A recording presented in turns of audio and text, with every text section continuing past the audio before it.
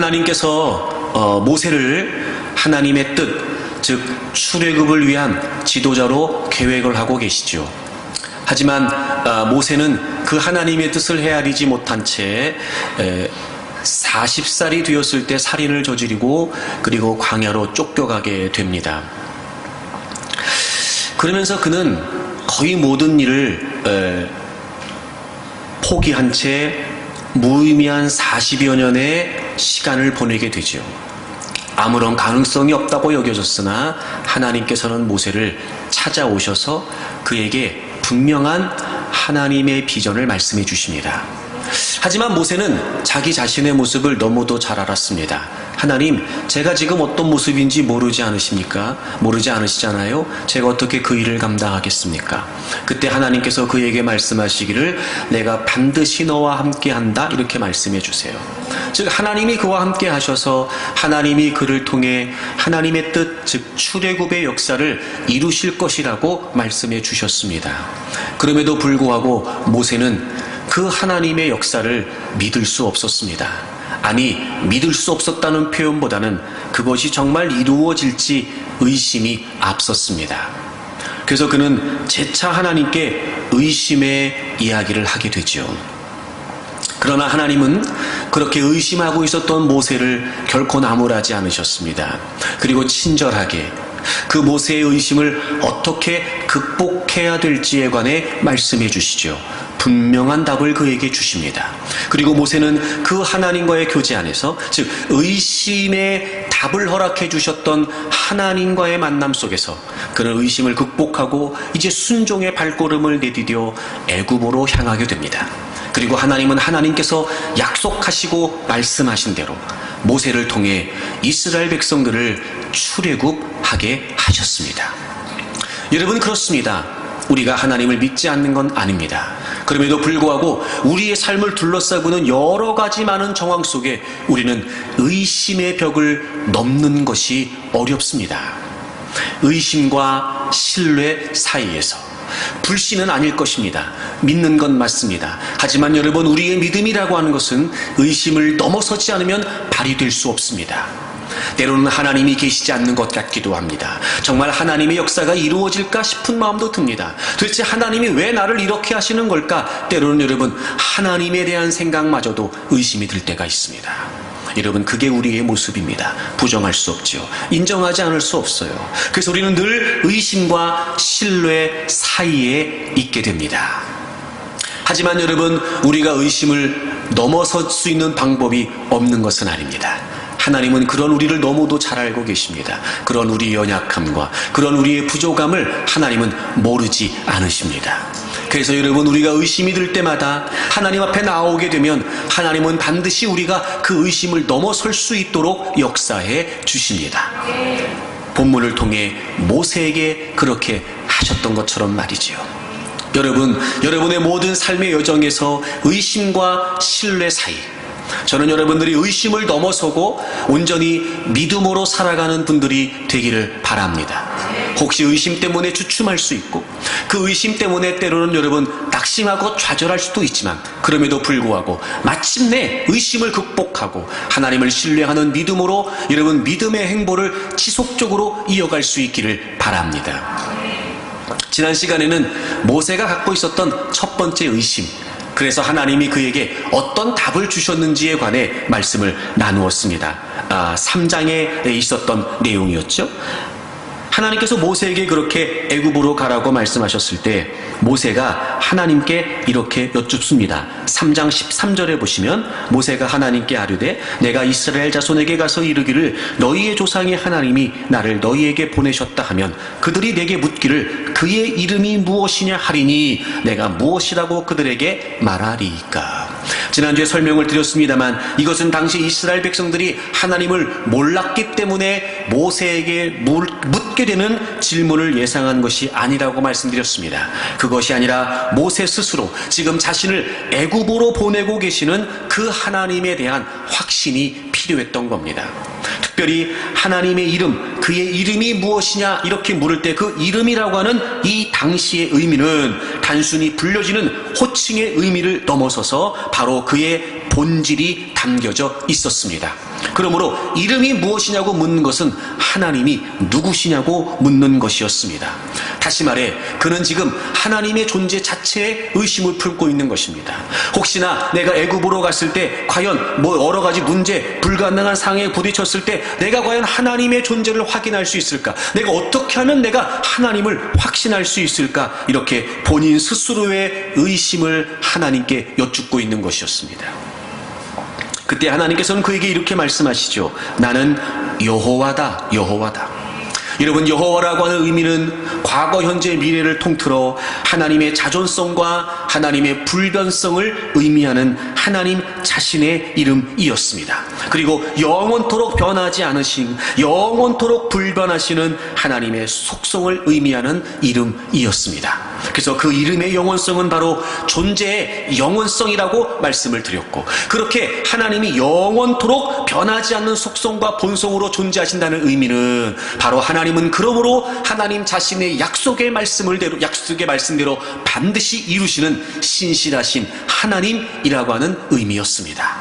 그렇습니다. 여호와라고 하는 의미, 바로 그것은 하나님은 하나님 자신의 약속대로 반드시 이행하시는 하나님의 이름이었던 겁니다. 하나님이 모세에게 이렇게 말씀해 주시는 거죠. 그래, 너가 가서 아마 내가 의심되는 상황을 만날 수도 있을 것이다. 그래, 너가 가서 내가 없는 것처럼 내 존재 자체가 의심될 수 있을 것이다. 그때마다 하나님은 모세에게 이렇게 하라고 말씀하시는 것이요, 내가 반드시 너희들에게 약속한 대로 이루어 줄 것이다. 그렇습니다. 여러분, 우리는 하나님이 의심됩니다. 때로는 우리의 삶의 현장에 하나님이 안 계신 것 같습니다. 어려움이 연속된다거나 내가 정말 고통스러운 상황이 지속된다거나 빨리 이 상황이 좀 끝났으면 좋겠는데, 상황이 좀 바뀌었으면 좋겠는데 왜 자꾸 이렇게 어려운 문제가 생긴 걸까? 내가 감당하기 벅찬 문제를 내가 겪어야 되는 걸까? 여러분, 때로 우리가 자꾸 의심을 품을 때가 있죠. 심지어는 여러분, 그 문제 때문에 마치 하나님이 계시지 않는 것처럼 하나님의 존재 자체를 의심하게 된다는 겁니다. 더더군다나 눈에 보이는 상황, 그것이 우리에게 앞서지. 여러분, 하나님은 눈에 보이지 않는데 어떻게 그런 상황에서도 우리가 변함없이 의심 없이 하나님을 믿을 수 있겠냐 말입니다. 충분히 그럴 수 있습니다. 그때 하나님은 우리에게 이렇게 말씀하시는 겁니다. 우리가 눈에 보이지 않는 하나님이지만 그럼에도 불구하고 하나님은 반드시 하나님의 말씀대로 이루신다는 거예요. 그러므로 우리가 하나님을 확인하고 싶거든 우리는 우리의 눈에 보여지는 현상이나 상황에 마음을 둘 것이 아니라 다시 하나님의 말씀으로 돌아와야 됩니다.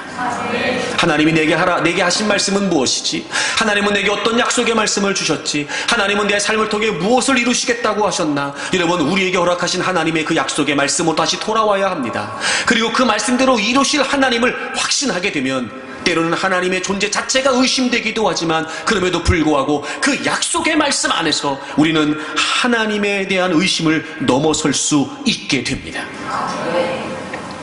그래서 우리가 항상 모든 삶의 현장에서 하나님의 말씀을 놓치지 말아야 됩니다. 그리고 하나님의 말씀 안에서 우리는 하나님의 존재를 확인해야 합니다. 그런데 어느 순간부터 우리는 하나님에 대한 확인을 우리의 감각적인 또는 우리의 감정적인 또 우리의 상황적인 여러분 이런 물리적인 상황에 의해서만 자꾸 하나님을 확인하려고 하는 겁니다.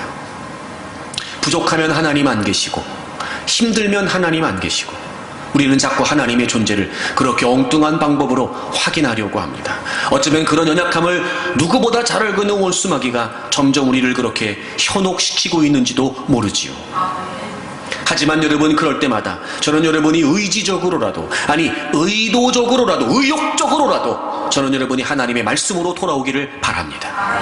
그럴수록 더 하나님 말씀 앞에 몸부림치십시오. 하나님이 제게 주신 이 말씀 하나님 제가 더 확신하고 싶습니다.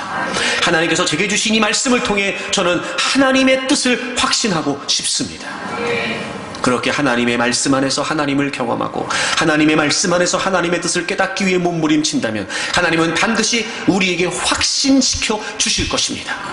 그 말씀대로 이루실 것이라고 다시 우리에게 말씀해 주실 것이며 하나님 그 약속을 이루어 가심으로 말미암아 우리로 하여금 의심을 넘어서서 하나님을 확신할 수 있도록 하나님을 신뢰할 수 있도록 역사해 주실 줄로 믿습니다.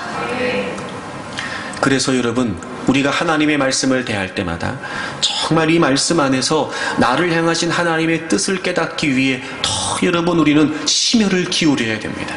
사투를 벌여야 됩니다. 제가 그런 말씀 드렸는데, 여러분, 우리는 우리의 지성과 우리의 이성으로 하나님의 뜻을 깨달을 수 없습니다. 이 말이 무슨 말이라고 그랬죠? 그러므로 우리는 진정으로 하나님의 말씀 안에서 하나님의 뜻을 깨닫기를 원한다면 우리의 지성과 이성을 깨뜨려야 합니다. 여러분, 이게 보통 어려운 일이 아닙니다. 적어도 자신이 생각하고 자신이 믿고 있고 그리고 자신이 붙들고 있었던 것을 무너뜨린다는 건 여러분 정말 어려운 일입니다. 하지만 적어도 하나님의 말씀을, 그 말씀을 통해 하나님의 뜻을 있는 그대로 깨닫기를 원한다면 여러분, 그 어떤 것도 하나님의 말씀에 감이 되지 않도록 정말 순수하게 온전하게 내가 하나님의 말씀을 깨달을 수 있도록 여러분, 우리는 백지와 같은 상태로 하나님의 말씀을 대해야 됩니다. 그러므로 우린 끊임없이 성령님의 도우심을 구해야 합니다. 나 자신이 무너지도록, 하나님의 말씀 앞에서만큼은 자신이 철저히 깨어지도록, 그리고 있는 그대로 하나님의 말씀을 통해 하나님의 음성을 깨달을 수 있도록. 여러분, 쉽지 않겠지만 그럼에도 불구하고 저는 여러분들이 온전히 하나님의 말씀 안에서 하나님을 신뢰하는 분들이 되기를 바랍니다. 그럴 때 우리는 의심을 넘어서서 더 하나님을 확신할 수 있게 되고, 지금도 살아계셔서 나와 함께 하시는 하나님을 확신케 되니 여러분, 우리는 하나님을 신뢰함으로 그 길을 걸어갈 수 있게 되는 거지요. 예수님께서 이 땅에 공생의 사역을 하시면서 예수님은 늘 자신을 향하신 하나님의 뜻에 관해 선언하고 선포하셨습니다. 그래서 하나님의 뜻을 위해 이 땅에 오셨다고도 말씀하셨고, 심지어는 요한복음 4장에 보면 하나님의 뜻이 나에게는 양식이다 이렇게도 말씀하셨어요. 그런데 그랬던 주님에게도 사실 하나님의 뜻을 이루어가는 것은 쉽지 않은 일이셨을 겁니다. 우리가 알고 있는 것처럼 마지막 겟세마네 동산에서 정말 땀방울이 핏방울이 되도록 더욱 힘쓰고 애써 간절히 그분은 하나님의 뜻을 수용하고 순종하기 위해 기도하셨습니다. 하나님의 뜻을 모르지 않으셨을 겁니다. 그럼에도 불구하고 하나님의 뜻을 위해 가는 그 길이 얼마나 힘겨웠던지 그분은 그 밤에 그렇게 사투를 벌여가며 하나님 아버지와 기도하고 계셨습니다. 그리고 마침내 예수님께서는 그 길을 묵묵히 걸으셨고, 그리고 십자가에서 모든 인류의 죄를 지고 죽으시고 부활하심으로 구원의 길을 완성해 주셨습니다. 여러분, 그거 아십니까? 그것이 바로 우리의 믿음의 시작이요, 그것이 바로 우리의 믿음의 결론입니다. 여러분, 히브리서 12장을 좀 찾아보겠습니다. 우리가 너무도 잘 알고 있는 히브리서 12장 2절 말씀을 좀 보겠습니다. 믿음의 주요 또 온전하게 하시는 이인 예수를 바라보자. 여기서 믿음의 주요, 이 말은 믿음의 창시자 이런 뜻이에요. 온전하게 하신다라는 말은 믿음을 완성하신다 이런 말이죠. 여러분, 우리의 믿음의 시작과 우리의 믿음의 완성은 오직 예수 그리스도이십니다. 그러므로 믿음을 지속적으로 유지해 가려면 여러분, 우리는 그 믿음의 창시자이시고, 즉 믿음의 시작이 되시고 믿음의 마지막이 되신 예수 그리스도를 바라봐야 돼요. 바라봐야 됩니다. 줄곧 그분을 주목해야 된다는 거죠. 왜 그러냐면 그분께서 예수님께서 우리가 따라갈 수 있는, 우리가 본받아야만 되는 믿음의 본을 보여주셨기 때문이에요. 그 이유를 성경이 계속 이렇게 기록하고 있습니다. 그는, 예수님은 그 앞에 있는 기쁨을 위하여 십자가를 참으사 부끄러움을 개의치 아니하시더니 하나님 보좌 우편에 앉으셨느니라. 여러분, 예수님에게도 십자가는 쉬운 일이 아니었습니다. 그 수치와 모욕과 고통, 그리고 여러분 하나님과의 단절, 여러분 이 모든 일들은 정말 예수님에게 견딜 수 없는 일이었을지 모릅니다. 하지만 그분께서 그럼에도 불구하고 그 십자가를 다 참으시고 모든 인류의 죄를 지고 십자가에서 죽으실 수 있는 비결이 뭐냐면 그 앞에 있는 기쁨 때문이었습니다. 마침내 하나님의 뜻이 이루어지고 모든 인류가 예수 그리스도 이름으로 하나님 앞에 나오게 되고, 그리고 죄와 사망의 권세에 억눌려 있었던 영혼들이 자유함을 얻게 되는, 그리고 모두가 다 예수님의 이름으로 하나님을 찬양하게 되는, 그 앞에 있는 기쁨, 즉 하나님의 뜻이, 하나님의 말씀이, 하나님의 약속이 그대로 이루어지는 그 현장의 그 기쁨과 그 감격과 그 감사를 예수님은 보고 계셨다는 거예요. 그걸 기대하고 계셨다는 거예요. 그걸 확신하고 계셨던 겁니다. 그래서 예수님은 하나님을 신뢰하신 겁니다. 그리고 기꺼이 자신의 몸을 내어주신 겁니다. 그게 믿음의 시작이요 믿음의 완성이 되시는 예수 그리스도께서 우리에게 보여주신 본이었습니다. 그러면 여러분, 우리가 의심을 넘어서서 믿음을 유지해 간다는 건 그냥 되지 않습니다. 예수님을 바라봐야 된다는 게 무슨 의미일까? 믿음의 시작이고 믿음의 완성이 되신 예수님을 바라본다는 게 무슨 의미일까? 하나님의 약속의 말씀을 끝까지 확신하고, 어떤 자리, 그 자리가 고통의 자리일 수 있고, 그 자리가 수치의 자리, 멸시의 자리, 심지어는 나의 하나님 어찌하여 나를 버리셨나이까 라고 절규할 수밖에 없었던 그 하나님의 외면을 감수해야 되는 그 자리에서조차 마침내 하나님은 하나님의 뜻대로 이루실 것이다 라고 하는 그 하나님을 신뢰하는 믿음 말입니다. 그것이 바로 예수님의 본이었습니다. 우리도 믿음으로 살아간다면 그 예수 그리스도의 본을 따라야 할 겁니다. 그러면 여러분, 우리가 살아계신 하나님을 확신하고 하나님을 온전히 신뢰할 수 있는 방법은 하나님은 하나님의 말씀대로 이루신다는 거예요. 여러분이 삶을 살아가면서 하나님의 존재 자체가 의심될 때, 여러분 그럴 때마다 그 의심의 벽 때문에 좌절하거나 주저앉지 않기를 바랍니다. 여러분 다시 하나님의 말씀으로 돌아오십시오. 여러분에게 약속을 주셨던 그 말씀들 있지 않습니까? 여러분이 힘들고 어려울 때, 여러분이 좌절하고 낙심할 때 말씀으로 소망을 주셨던 그 분명한 하나님의 음성들이 있지 않습니까? 여러분 그 하나님의 말씀으로 돌아오십시오. 그리고 말씀대로 이루시는 신실하신 여호와 하나님, 그분을 확신함으로 더 믿음의 길을 힘있게 걸어갈 수 있기를 바랍니다. 그렇게 하나님께서는 모세가 하나님의 존재 자체에 관해 의심하고 있을 때 분명한 답을 주셨지요. 근데 여러분, 모세도 우리와 별반 다르지 않아요. 그럼에도 불구하고 모세가 또 하나님에 관해 의심하는 겁니다.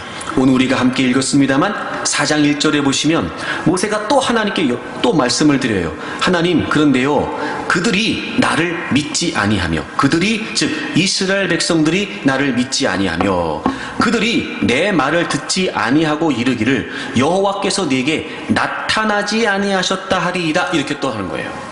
하나님, 그런데 좋습니다. 내가 이제 하나님을 신뢰하겠습니다. 약속대로 이루시지요. 근데 하나님, 그들이 이제 나를 믿지 않고 내 말을 듣지 않을 수 있지 않겠습니까? 그러면서 그들이 나한테 얘기하기를, 야, 너한테 진짜 하나님이 나타나셨냐? 하나님이 정말 너한테 나타나신 거 맞냐? 라고 묻는다면 제가 어떻게 해야 되겠습니까? 여러분, 사실 이 말씀 역시 3장이 있었던 언급과 마찬가지로, 사실은 모세는 지금 이스라엘 백성 그들을 핑계대고 있지만 사실은 모세 자신의 의심 때문이었습니다. 겉으로는 이스라엘 공동체가 자신의 말에, 자신의 지도에 순종할지를 의심하는 것처럼 보여지지만 이것은 지금 모세 자신이 갖고 있었던 의심을 하나님께 우회적으로 표현한 것입니다. 여러분, 3장 18절을 좀 보시면 하나님께서 모세에게 이스라엘 백성들을 만나라, 이스라엘 장로들을 만나라, 그리고 이렇게 말해라. 17절부터 보시면 내가 말하였거니와 내가 너희를 애굽의 고난 중에서 인도하여 가나안 땅으로 올라가게 할 것이다, 이렇게 말씀하면, 이렇게 이야기를 하면 18절 보세요. 그들이, 즉 이스라엘 백성들이 너가 한 말을 들을 것이다, 너가 한 말을 믿을 것이다, 하나님이 약속하셨어요. 너가 가서 하나님께서 나를 보내셔서 우리로 말미암아 다시 이제 애굽의 고난 중에서 건지셔서 약속의 땅으로 가게 하실 것입니다 라고 너가 말한다면 분명히 이스라엘 백성들이, 이스라엘 장로들이 너 말을 믿을 거야, 너 말을 들을 거야 라고 이렇게 하나님이 그에게 약속해 주셨어요. 근데 지금 모세는 뭐라고 묻습니까? 하나님, 그들이 나를 믿지 않고 내 말을 듣지 않을 겁니다. 지금 이렇게 하나님께 다시 여쭙고 있는 겁니다. 다시 말하면 그들이 내 말을 들을 것이다 라고 말씀하셨던 그 하나님의 약속에 대한 의구심이 반영된 거예요. 그래서 하나님, 그들이 나를 믿지 않을 겁니다, 그들이 내 말을 믿지 않을 겁니다, 이렇게 지금 하나님께 다시 여쭙고 있는 겁니다. 참, 여러분, 우리는요, 하나님이 하나를 말씀해 주시면 그걸 믿으면 되는데 또 그 말씀을 또 의심하는 거예요. 야, 내가 너와 함께 할 거야, 그것도 의심해요. 야, 내가 약속대로 이루어질 거야. 또 그것도 의심하는 거예요. 그래서 모세가 지금 하나님께, 하나님, 아무리 하나님이 그렇게 나한테 약속을 주셔도 그들이 나를 믿지 않을 겁니다 라고 하는 말은 그들 때문이 아니라 본인 때문이었던 거예요. 그러면서 그들이 너에게 하나님이 나타나지 않으셨어 라고 말할 때 제가 어떻게 해야 되겠냐는 겁니다. 특별히 여기서 여러분 가장 핵심적인 구절이 뭐냐면 제 생각에는 그들이 믿지 않았다 이 표현이에요. 나를 믿지 않는다. 여러분이 믿지 않는다는 말이 어떤 의미냐면 어떤 기존의 사실을 단순히 수용하지 않는다 이런 말이 아니고요. 상호 관계에 토대를 두고 신뢰한다는 거예요. 그러니까 사실 지금 이 상황에서 모세가 하는 말이 일리는 있어요. 첫째, 40여 년 전을 생각해보면 모세는 스스로 지도자로 자처했단 말이에요. 근데 이스라엘 백성들은 모세를 인정하지 않았어요. 오히려 조소하고 비난하면서 이미도 지금 이스라엘 백성들에게 한번 거부를 당했던 그런 뼈아픈 경험이 그에게 있어요. 그러니까 여전히 그는 지금 걱정이 되는 거예요. 그러니까 하나님은 야, 그들이 너 말을 들을 거야, 믿을 거야 라고 말씀하셨지만 현실적인 상황을 자꾸 고려하면서 모세는 지금 여전히 그런 걱정 때문에 하나님을 신뢰하지 못하고 있었던 거예요. 또 하나, 야곱의 가족들과 함께 가나안으로 이주를 하게 되죠. 그 외에 요셉이 총리로 있고 풍년, 흉년 요 상황의 말이죠. 그래서 야곱의 식구들이 가나안으로 이주한 이후에 그 족장시대 말기부터 출애굽 시기를 잇는 약 400년 동안 하나님께서는요, 하나님 자신의 종들에게 하나님의 말씀을 말하신 적이 없어요. 그러니까 이런 갑작스러운 하나님의 계시를 받고 이스라엘 백성들 앞에 나타난다고 해도 그들이 모세의 신적인 권위를 의심하는 건 당연한 일이었어요. 지금 제가 무슨 말씀을 드리고 있는 거냐면 상황 자체는 모세가 의심할 만하기에 충분합니다. 그런데 하나님은 그에게 말씀하셨어요. 그들이 내 말을 믿을 거야. 그들이 내 말을 들을 거야. 이게 도무지 믿어지지 않는 거예요. 의심과 신뢰 사이에서. 지금 두 번째 상황은 뭐냐면요, 하나님의 존재 자체에 대한 의심이 아니라 이제는 상황과 하나님의 말씀 그 사이에서 갈등하고 있는 거예요. 의심과 신뢰 사이, 하나님의 말씀과 상황 사이예요 지금. 그러니까 정황상 우리는 충분히 모세가 이해가 돼요. 여러분, 우리가 얼마나 그럴 때가 많은지 아세요? 참 저도 그렇지만 여러분, 우리가 의심을 한다는 게 자꾸 빠져드는 이유가 뭔가 봤더니 상황으로 자꾸 우리는 타당성을 생각해요. 그래 맞아. 그래 이런 상황이니까 이럴 거야. 그래 맞아. 이런 거니까 이렇게 될 거야. 지금 모세가 그러고 있는 거예요. 이미도 한번 거절당한 경험이 있어요. 그때는 여러분 왕자였을 때도 거절당했어요. 근데 지금 살인을 저지르고 도망갔어요. 다 이스라엘 백성들이. 근데 어떻게 이스라엘 백성들이 모세의 말을 믿냔 말이에요. 어떻게 모세를 하나님이 보냈다고 믿을 수 있겠냔 말이에요. 정황상 충분합니다 여러분, 의심하기가. 그리고 야곱 이후부터 이 출애굽 이전까지 약 400년 동안 하나님이 그렇게 하신 적이 없어요. 모두가 있는 곳에 하나님이 모세에게 나타나신 것도 아니란 말이에요. 그러니 여러 가지 상황을 고려해보면 모세가 의심하는 건 마땅한 거예요. 어찌 보면 야, 내가 너를 그들에게 보낸다? 그들이 너 말을 믿을 거야?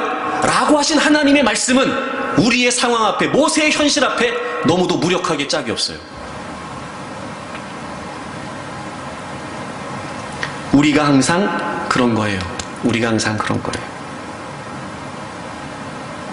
역시 모세도 그랬던 거예요. 그런데 여러분, 3장에서 그랬던 것처럼 하나님은 절대 모세를 나무라지 않으세요. 이쯤 되면 여러분, 우리가 하나님 같았으면요, 짜증 제대로입니다. 야, 넌 나를 그렇게 못 믿냐? 아니, 그렇게 나를 못 믿어 너는? 도대체 어떻게 하자는 거냐? 어디까지 가보자는 거냐? 아마 우리 같으면은요, 뭐라고 했을 것 같아요. 야, 아닌 척하고 그러지 말고. 근데 하나님은 그러지 않으세요.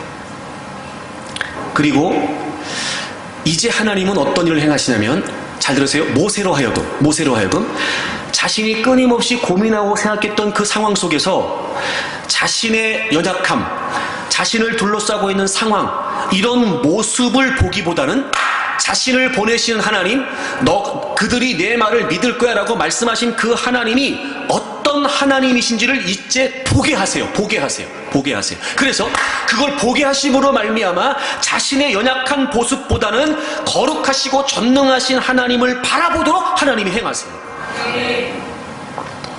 참 여러분, 이 장면을 생각해 보면 정말 하나님은 은혜의 하나님이세요. 은혜의 하나님. 얼마나 하나님이 우리를 사랑하시고 얼마나 하나님이 우리를 귀하게 여기시는지 몰라요. 그리고 하나님이 물으세요. 너 뭐 갖고 있냐? 지팡이입니다. 그래? 던져라. 그 지팡이를 던졌어요. 그랬더니 여러분, 지팡이가 뱀이 된 거예요. 깜짝 놀랄 만한 일이 벌어졌습니다. 다시 하나님께서 그 뱀을 집으라고 하셨어요. 그 뱀을 집었더니 다시 지팡이가 됐어요. 여러분, 이 당시에 모세의 상황을 좀 고려해 보세요. 그리고 하나님이 이렇게 말씀하세요. 5절을 보겠습니다.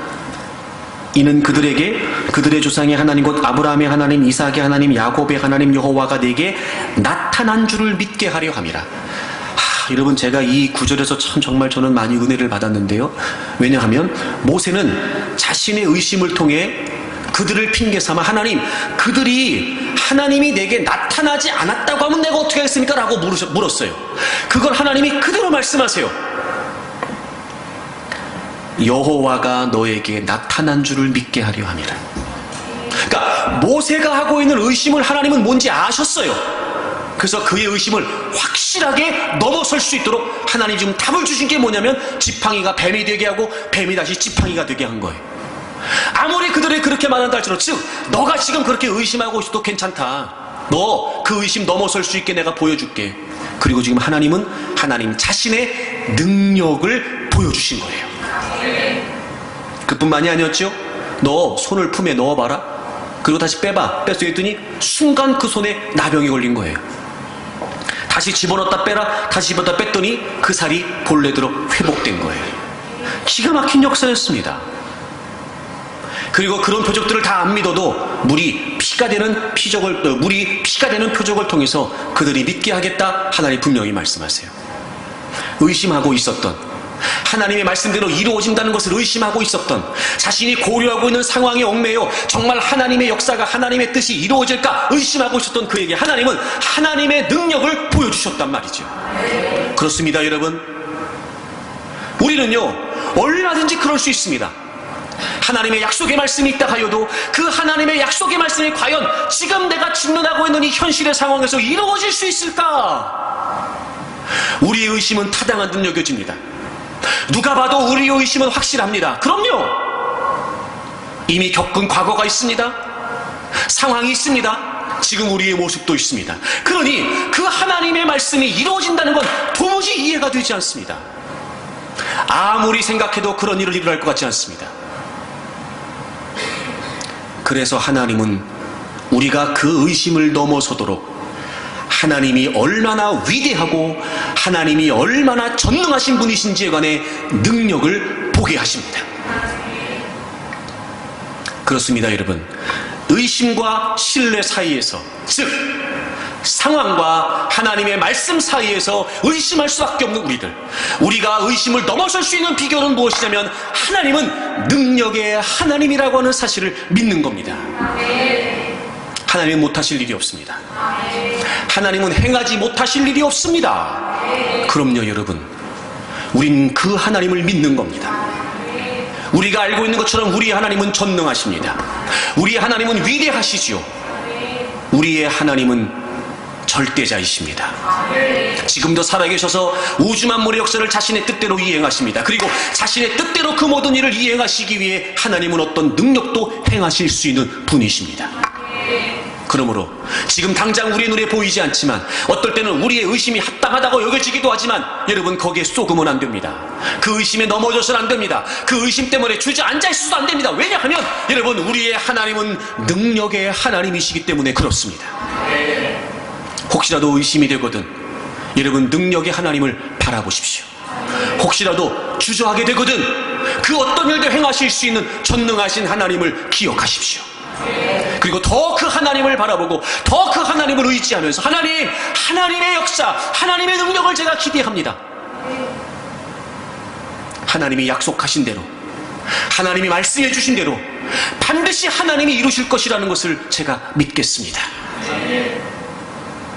이미 우리의 삶에 베푸신 하나님의 능력들, 우리의 삶에 보게 하셨던 하나님의 위대한 역사들, 정말 거짓말처럼 그 누구도 상상하지 못했던, 그 누구도 기대하지 못했던, 그러나 하나님의 능력으로 말미암아 오늘 우리를 이 자리에 있게 하신 그 하나님의 위대한 역사들. 여러분, 그 능력의 하나님을 바라보십시오. 그 능력의 하나님을 기대하십시오. 그리고 의심을 넘어서십시오. 하나님은 이런 분이십니다. 여러분, 시편 136편을 찾겠습니다. 시편 136편입니다. 이 시편 136편은 하나님께 감사하라, 하나님께 찬양하라, 이게 이제 주제예요. 그런데 그 하나님께 감사하라, 그 하나님께 찬양하라고 하면서 큰 틀에서 이유를 뭐로 제시하고 있냐면, 여러분 2절 보시면 신들 중에 뛰어난 하나님, 신들 중에 뛰어난 하나님, 3절 주들 중에 뛰어난 주. 그러니까 하나님만이 진짜 하나님이시고 하나님만이 진짜 신이라는 거예요.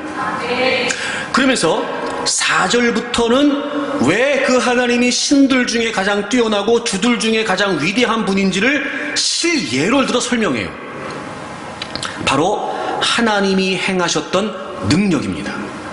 4절부터 9절까지는 창조의 기사를 통해서, 그리고 10절부터 22절까지는 이스라엘의 역사를 통해서 하나님이 행하셨던 도무지 우리의 어떤 이성이나 지성으로는 헤아릴 수 없는 그 놀라운 하나님의 위대한 역사들을, 능력들을 기록하고 있습니다. 여러분이 믿는 하나님은 바로 이런 분이십니다. 5절을 볼까요? 지혜로 하늘을 지으신 이에게 감사하라, 그 인자하심이 영원함이로다. 여러분, 하늘을 지으신 분이 하나님이세요. 여러분 아시는 것처럼 위아래, 하늘과 그리고 하늘 위와 하늘 아래, 이것을 나누신 분이 하나님이세요. 이런 아무런 질서도 아무런 구분도 없을 때 하나님은 하나님의 말씀을 통해 이 모든 것들을 행하셨어요. 저는 이 6절을 보면서 참 정말 이게 말도 안 된다 싶은 생각이 들었어요. 여러분 6절을 보세요. 땅을 물 위에 펴신 이에게 감사하라, 그 인자하심이 영원함이로다. 여러분 셋째 날, 이제 둘째 날 창조하신 궁창 그 아래의 물. 그러니까 우리가 그 상황을 보게 되면 처음에는요, 온 지면을 다 물이 덮고 있었던 거예요. 근데 셋째 날 하나님이 뭘 하시냐면 그 모든 물을 한 곳에 모이게 하세요. 한 곳에. 창세기를 보게 되면 그 모든 물을 한 곳으로 다 모으셨어요, 하나님이. 그랬더니 비로소 묻이 드러났어요.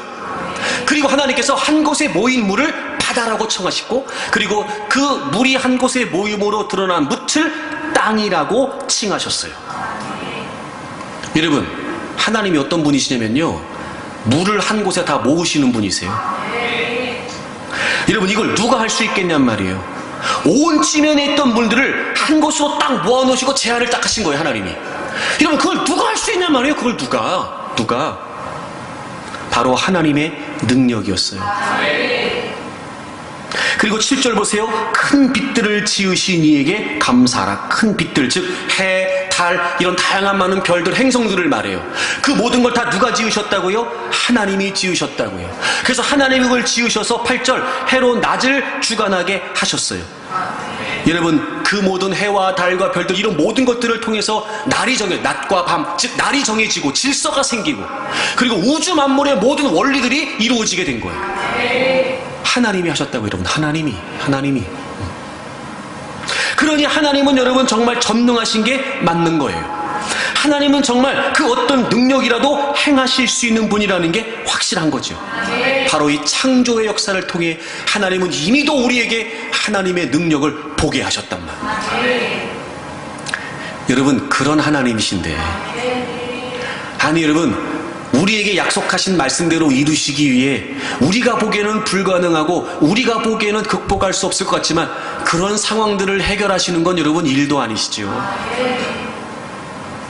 우리가 자꾸 우리 눈에 보여지는 현실의 상황들에 사로잡힌 채 하나님이 정말 이렇게 위대한 능력의 하나님이라고 하는 사실을 놓치게 되는 거예요.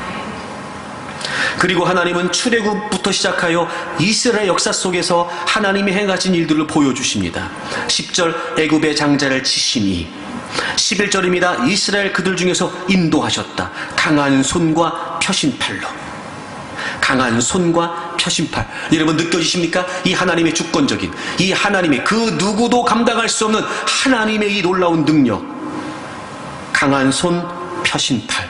특히 이 펴신팔이라고 하는 의미는요, 밖으로 쭉 뻗었다 이런 뜻이에요. 쭉 뻗었다. 그러니까 보다 더 하나님께서 적극적으로, 보다 더 하나님께서 능동적으로 그 모든 역사에 개입하신다는 거예요. 하나님의 힘을 가지고. 홍해를 가르신 이에게. 여러분, 홍해를 가르신 이에게. 그 다음에 이스라엘을 통과하신 이에게. 그리고 바로와 그의 군대를 홍해에 엎드렸듯이 이에게. 여러분, 가르신 것도 기적이고 능력이지만 그 갈라진 바다를 하필이면 여러분 이스라엘 백성들이 다 건너가게 하시고, 그 뒤에 여러분 불기도는 옮기심으로 이제 여러분 애굽의 군대가 다시 그 홍해를 따라 건너겠다고 들어왔을 때 하나님이 바다를 닫아버리셨어요. 여러분, 이걸 누가 할 수 있냐고요? 누가 이걸. 이 말이 됩니까 여러분? 이게 무슨 만화도 아니고 무슨 영화도 아니고 여러분 이게. 그런데 하나님은 그런 능력을 친히 행하신단 말이에요. 그 다음에 그의 백성들을 인도하여 광야를 통과하게 하셨어요. 광야 40년 동안 하나님이 그들을 이끄셨습니다. 그러면 17절, 18절, 19절, 20절에 보시면 하나님께서 가나안의 왕들을 치셨거든요. 큰 왕들을 친 이에게 감사하라. 즉 가나안에 힘 있는 왕들을 무너뜨리셨어요. 그리고 힘 없는 이스라엘 백성들이 승리하고 가나안을 정복하게 하셨단 말이에요. 하나님이 하셨어요. 하나님이. 여러분, 객관적인 상황, 객관적인 전력을 봐서는 도무지 그 가나안의 위대하고 힘 있는 왕들을 힘 없는 이스라엘 백성들이 이길 수 있는 방법이 없었습니다. 근데 하나님께서 능력을 행하심으로 그들을 다 물리치게 하셨어요. 그들은 유명한 왕들입니다. 여기서 유명하다는 말은 위험 있다는 말이에요. 여러분, 여호수아 12장에 보면 가나안 족속들, 그 이방에 31명의 왕들의 이름이 기록되어 있어요. 바로 그들을 말합니다. 그 위험 있는, 그 능력 있는, 그 힘이 있었던 그 모든 왕들을 하나님께서 죽이셨다는 거예요. 그리고 대표적으로 두 사람의 예를 들어요. 19절에 아모리인의 왕 시혼, 20절에 바산왕 옥. 여러분, 이들은 그 여러 왕들 중에서도 대표적으로 거론될 만큼 힘있고 능력있고 권세 있는 왕들이었습니다. 특별히 이 바산왕 옥을 찾아보니까요, 신명기 3장에 이 바산왕 옥에 대한 이야기가 나오는데, 그가 썼던 철침상, 그러니까 철로 된 요즘 말로 말하는 침대 같은 그런 개념이에요. 철침상이 여러분 크기가 어땠냐면요, 가로가 약 4m, 세로가 약 2m예요. 그러니까 이 바산왕 옥이 얼마나 거대한 인물인지 아시겠죠? 물론 거기에 딱 맞게 4m 이렇게는 말을 못할 거예요. 하지만 여러분, 그래도 어느 정도지. 침대 가로가 4m라니까 여러분, 침대 가로가, 세로가 2m고, 그러니까 얼마나 큰 거대한 인물이었는지를 알 거 아니겠어요? 제가 보기엔 그 사람이 서 있는 것만으로도요, 웬만한 사람들은 다 공포예요. 바산왕 옥 말입니다. 근데 하나님이 그도 치셨어요. 기가 막히죠 여러분? 바로 그분이 우리의 하나님이세요. 그리고 그렇게 가나안의 모든 왕들을 하나님이 치시고 이기게 하심으로 21절 그의 땅을 기업으로 그들에게 주셨단 말이에요. 여러분, 우리의 하나님이 이런 분이십니다. 우리의 하나님. 그러니 여러분, 지금 우리가 상황을 보게 되면 의심이 드는 것도 마땅하다고 여겨질지 모르지만, 그거야말로 정말 의심 아닐까 여러분? 그거야말로 정말 의심이 아닐까? 뿐만 아니라 하나님이 여러분 성경을 통해, 많은 여러분 성경의 역사를 통해, 많은 믿음의 인물들을 통해 얼마나 하나님이 우리에게 위대한 능력을 행하셨다는 걸 보게 하셨냐 말이에요. 여러분, 그 하나님은 지금도 살아계십니다. 그리고 지금도 여러분의 삶에 함께 하시고, 여러분 자신들에게 주신 하나님의 귀한 약속의 말씀을 이루시기 위해 지금도 일하시고, 지금도 행하시고, 지금도 주장하시는 하나님이십니다. 그 능력의 하나님, 그 위대하신 하나님, 여러분 그분이 우리의 편이십니다. 그 능력의 하나님을 바라보십시오. 그러면 여러분, 우리가 반드시 모든 의심을 넘어설 수 있습니다. 근데 여러분, 그 능력의 하나님을 바라본다는 게 무슨 의미일까요? 그 능력이 하나님을 바라본다. 그러니까 상황과 하나님의 말씀 사이에서 우리는 의심하게 되는데, 그때 그 능력이 하나님을 바라본다는 게 무슨 말일까요? 순종하는 거예요. 자, 보세요. 하나님께서 모세에게 지팡이 던져라, 손 넣었다 빼라, 물이 피가 될 거야, 이렇게 하나님이 모세 앞에서 보여주셨어요. 근데 문제는 뭐냐면 실제로 바로 앞에서 하는 거예요. 실제로. 자, 여러분 출애굽기를 다시 돌아가셔서요 7장을 보겠습니다. 한번 바로를 대면했지요. 근데 바로가 거절했어요. 게다가 이스라엘 백성도 다 돌아섰습니다. 왜냐하면 노동의 조건이 혹독해졌거든요. 그때 하나님이 다시 모세와 아론에게 바로에게 가라는 거예요. 여러분 7장 8절 보겠습니다. 여호와께서 모세와 아론에게 말씀하여 이르시되 바로가 너희에게 이르기를 너희는 이적을 보이라 하거든 너는 아론에게 말하기를 너의 지팡이를 들어서 바로 앞에 던지라 하라. 그것이 뱀이 되리라. 하나님 다시 한번 말씀하셨어요. 이미 보이셨지만 또 말씀하셨어요. 그래서 10절 모세와 아론이 바로에게 가서 여호와께서 명령하신 대로 행하여, 여호와께서 명령하신 대로 행하여 아론이 바로와 그의 신 앞에서 지팡이를 던졌더니 뱀이 됐어요. 자, 여러분 보세요. 하나님이 반드시 그 역사를 행하시겠다고 능력의 하나님을 보여주셨어요. 근데 문제는 뭐냐? 정말 그 능력의 하나님을 신뢰하고 우리가 모든 삶의 현장에서 하나님의 말씀을 통해 역사가 일어날 것을 믿고 순종하는 거예요. 그러니까 이게 어려운 거예요. 나 혼자 할 때 했어요. 하나님 보여주셨어요. 그거 하고 어마어마한 바로 그 세력과 맞서는 건 쉬운 일이 아니죠. 근데 하나님은 바로 앞에 가서 실제로 그렇게 하라는 거예요. 뱀이 아니에요. 아직 여러분 지팡이라고요. 모세와 아론이 했던 일은 뭐였냐면 여호와께서 명령하신 대로 지팡이를 던졌어요. 뱀이 됐습니다. 당연히 안 믿죠. 하나님이 또 말씀하십니다. 너가 다시 바로를 만나라. 그리고 나일강에 가서 그 지팡이를 손에 잡고 그리고 그 나일강을 치면 그게 피로 변한다는 거예요. 하나님이 그게 말씀하셨어요. 여러분 잘 들으세요. 물이 피로 되는 것은 모세가 아직 경험하지 못했어요. 그렇죠? 하나님이 말씀만 하신 거였어요. 근데 하나님이 또 말씀하시네요. 그렇게 하라는 거예요. 그래서 20절 보세요. 20절 모세와 아론이 여호와께서 명령하신 대로 행하여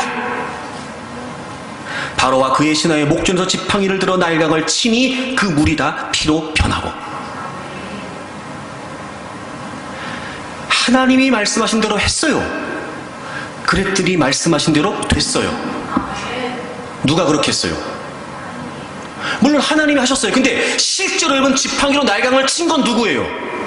모세와 아론이에요. 아, 여러분 왜 자꾸 우리가 능력의 하나님을 바라보면서도 능력의 하나님을 이야기하면서도 왜 우리가 의심을 넘어서지 못하느냐? 순종이 곧 능력이 된다는 걸 놓치고 있는 거예요. 순종이 곧 능력이다.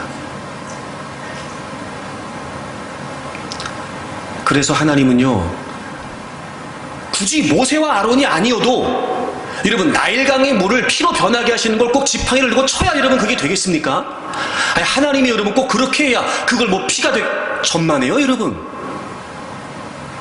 하지만 하나님은 하나님의 사람들을 통해 하나님의 뜻을 이루실 때 그 하나님의 사람들이 하나님의 능력을 믿고 순종할 때 역사를 행하시는 거예요.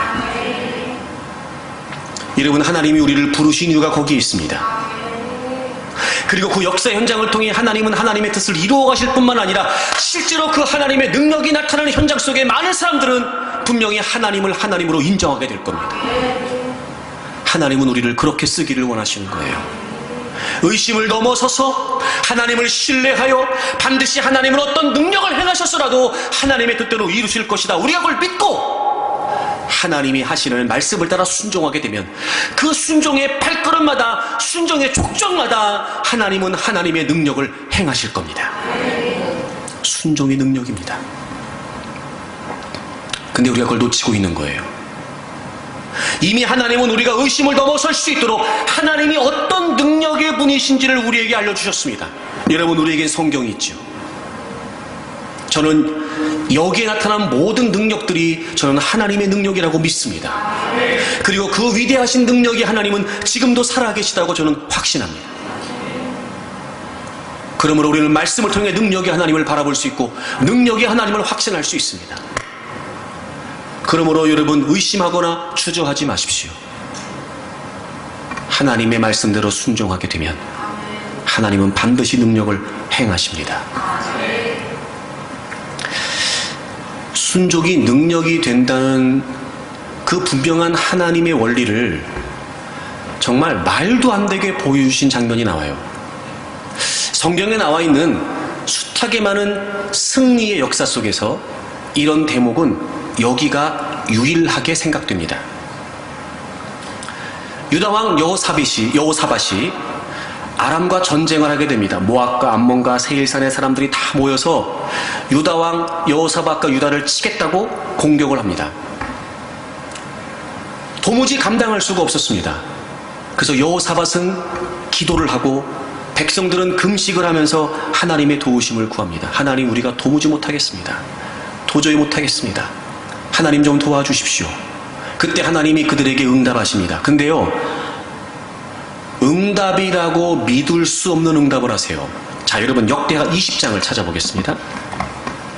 먼저 12절을 보시면 그들이 이렇게 하나님께 기도해요. 12절을 보세요. 구약성경 681페이지입니다.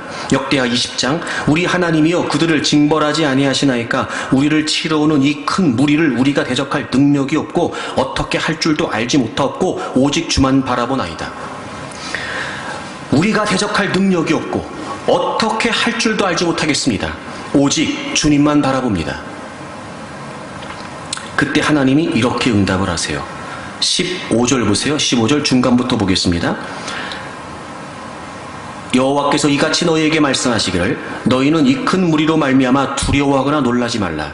이 전쟁은 너희에게 속한 것이 아니요 하나님께 속한 것이라. 여러분, 여기까지만 해도 그럴듯해요. 그래, 하나님이 우리를 이기게 하시겠다는 거구나. 뭐 그렇게 믿을 수 있잖아, 우리가. 여러분, 근데 16절 17절이 말이 안 돼요. 여러분, 16절. 내일 너희는 그들에게로 내려가라. 그들이 시스고개로 올라올 때 너희가 골짜기 어기 여루엘 들 앞에서 그들을 만나라. 17절. 이 전쟁은 너희가 싸울 것이 없나니 대열을 이루고 서서 너희와 함께한 여호와가 구원하는 것을 보라. 유다와 예루살렘아, 너희는 두려워하지 말고 놀라지 말고 내일 그들을 맞서 나가라. 여호와가 너희와 함께 하리라. 여러분, 이게 무슨 응답이냐고요. 이스라엘의 많은 전쟁의 역사를 보면 이렇게 해라 저렇게 해라, 뭐 우리가 잘 알고 있는 것처럼 말입니다. 요단강 같은 경우는 발을 먼저 디뎌라, 그러면 갈라질 거야, 뭐 이렇게 하신다든지. 여리고성 돌아라, 그럼 무너질 거, 뭐 이렇게 하신다든지. 뭐 복병을 돌아, 아니면 무슨 뭐 기습을 해라, 뭐 이런 뭐 얘기해 주셔야지, 얘기를. 근데 지금 하나님 뭐라고 말씀하시냐면, 야, 내가 너희들과 함께 한다. 이 전쟁은 너희들이 할 게 아니라 내가 할 거야. 너네들은 그냥 나가라. 가서 맞서라. 나가라. 아니, 이게 무슨 응답이냐고, 여러분. 아니, 그러면은 뭐 어떻게 싸우라고 하든지 뭔 방법 그런 것도 아니고 그냥 나가래요. 나가랍니다. 그냥. 아니, 이게 무슨 응답이에요? 뭔 대책을 세워주셔야지. 다 죽으라고 나가서 그냥? 아니, 그들은 지금 어떻게든지 이 유다를 집어삼키겠다고, 여러분, 이 연합으로 이렇게 해가지고, 여러분, 다 와가지고 지금 막 싸우겠다고 공격을 하고 있는 판에 우린 그냥 나가래요. 나가서 그들을 맞으래요. 내가 싸운대요. 아이고, 여러분. 그리고 하나님이 말씀하세요. 한 줄 더 떠서 두려워하지 말래요. 아니, 뭔 대책을 세워줘야 두려워하지 말든지 하지. 그냥 나가라고 하시면서 두려워하지 말래요. 그런, 여러분, 이게 응답이냐고. 그런데 여러분, 여호사밧과 이스라엘 백성들은요, 그대로 순종해요. 20절 보세요. 이에 백성들이 아침에 일찍 일어나서 드고와 들로 나가니라. 하나님 아까 말씀하셨죠? 글로 나가라고. 나갈 때 여호사밧이 서서 이르되 유다와 예루살렘 주민들아, 내 말을 들을지어다. 그러니까 여호사밧이 백성들에 얘기하는 거예요. 너희는 너희 하나님 여호와를 신뢰하라. 아니, 그냥 나가라고 하는 하나님을 신뢰하라는 거예요, 지금. 뭔 대책도 안 세워주시고 방법도 안 알려주시고 그냥 나가래요. 무장을 하고 공격하겠다고 다가오는 그들을 향해 그냥 나가래요. 근데 하나님을 신뢰하래요. 근데 여호사밧이 하나님을 신뢰하지요.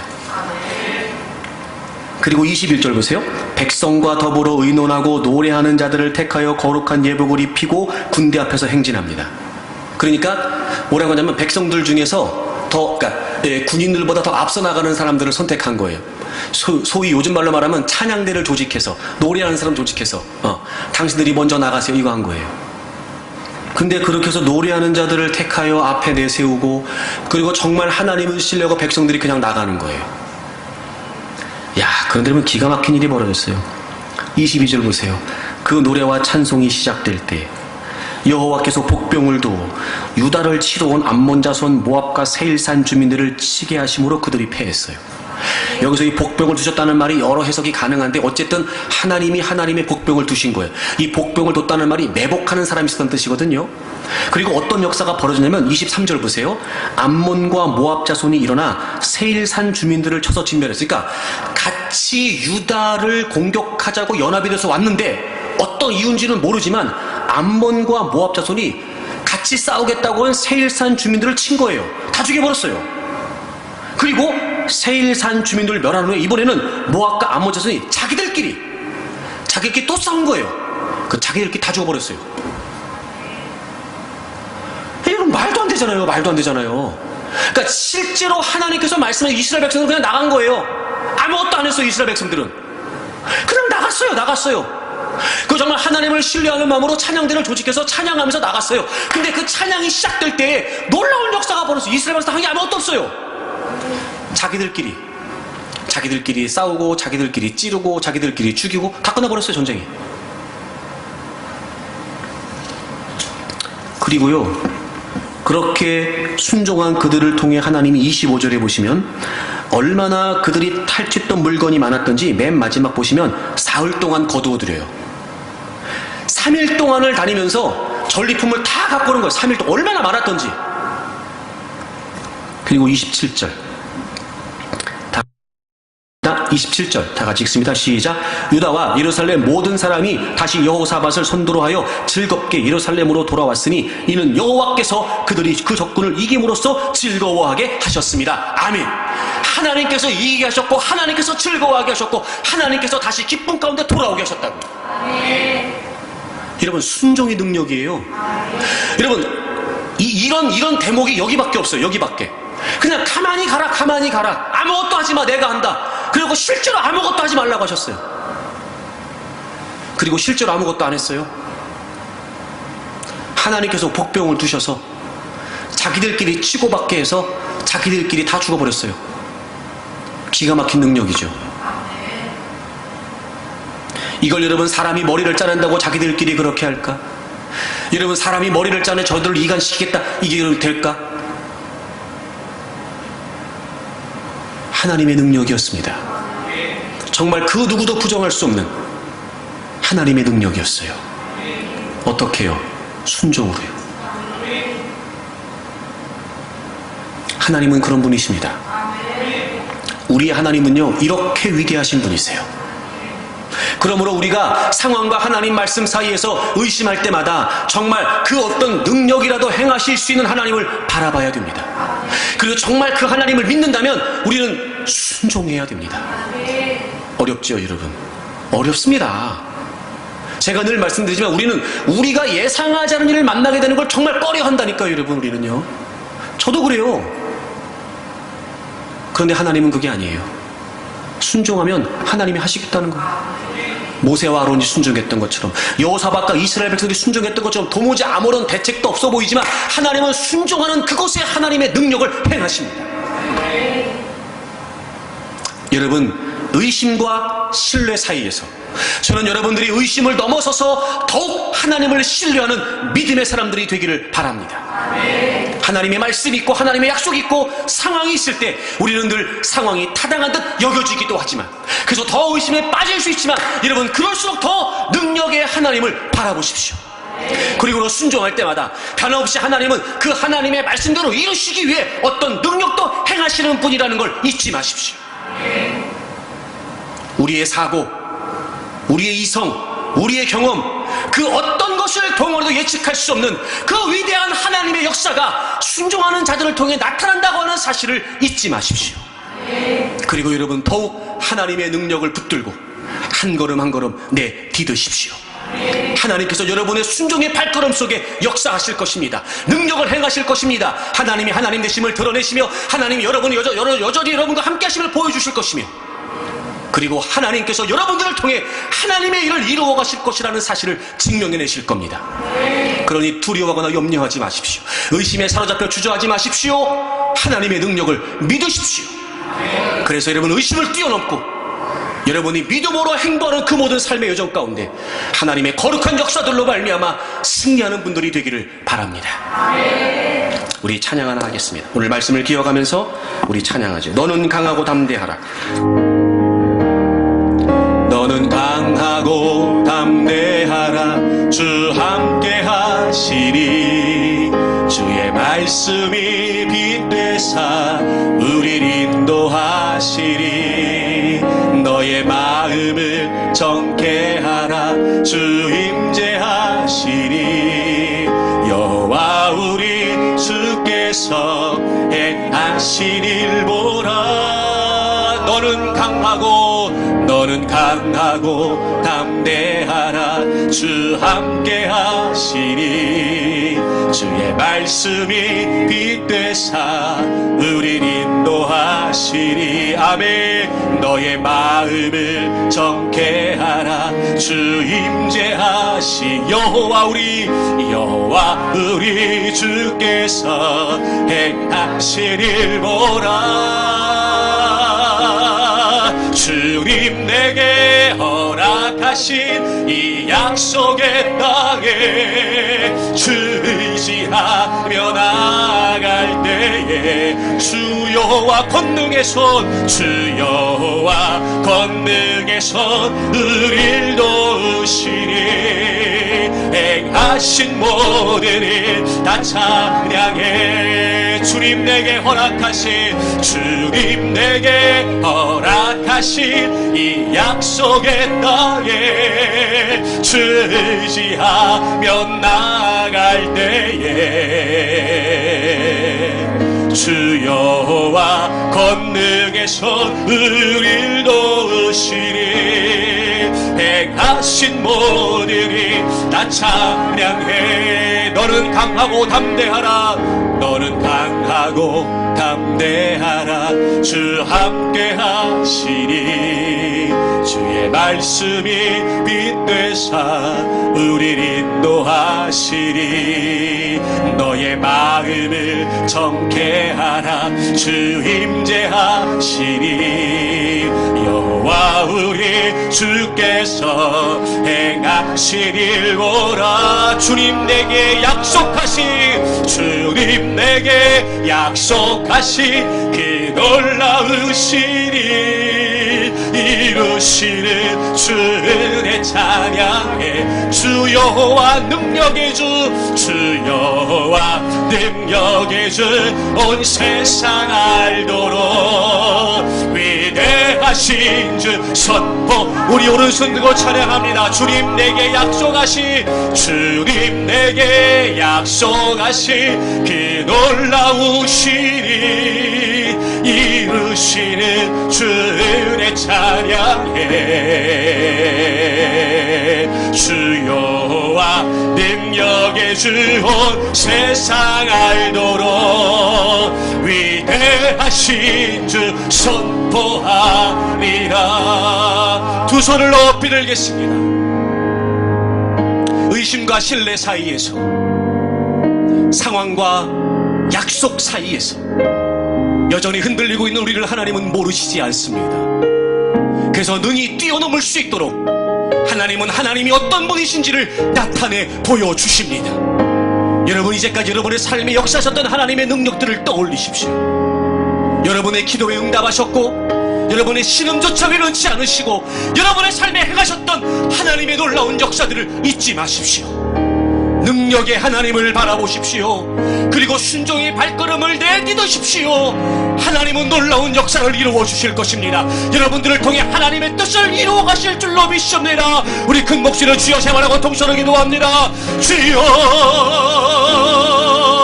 주여,